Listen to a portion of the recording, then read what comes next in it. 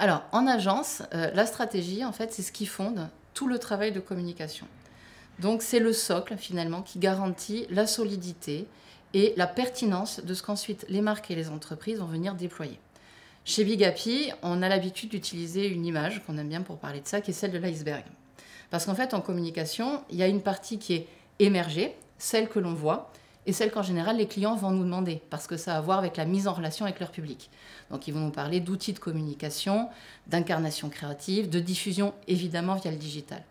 Mais en fait, tout ce système d'outils et d'actions ne fonctionne que parce qu'il s'appuie sur la partie justement immergée de l'iceberg, qu'on ne voit pas, et qui est le travail stratégique. En fait, c'est un travail préalable qui permet de définir pour la marque ses fondamentaux. Et c'est essentiel. Et c'est pour ça que chez Big Happy, on travaille toujours sur deux pieds.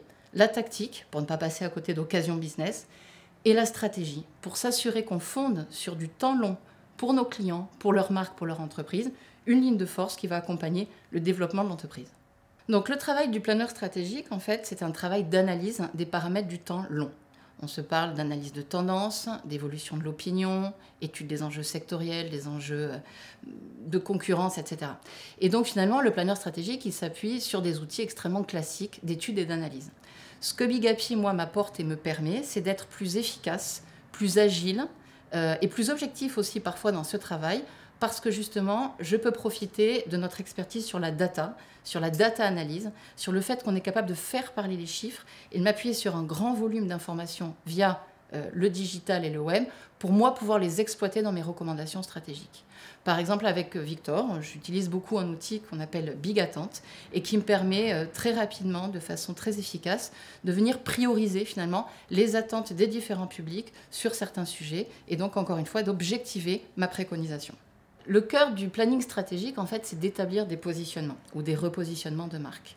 Et donc, à ce titre, la marque, il faut considérer que c'est un acteur vivant de nos sociétés. Et nos sociétés évoluent.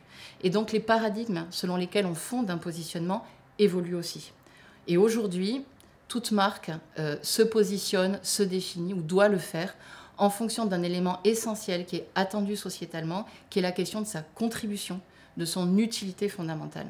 Et donc finalement, le planeur stratégique que je suis se retrouve assez régulièrement à être accoucheur non pas des âmes, mais de la raison d'être des entreprises.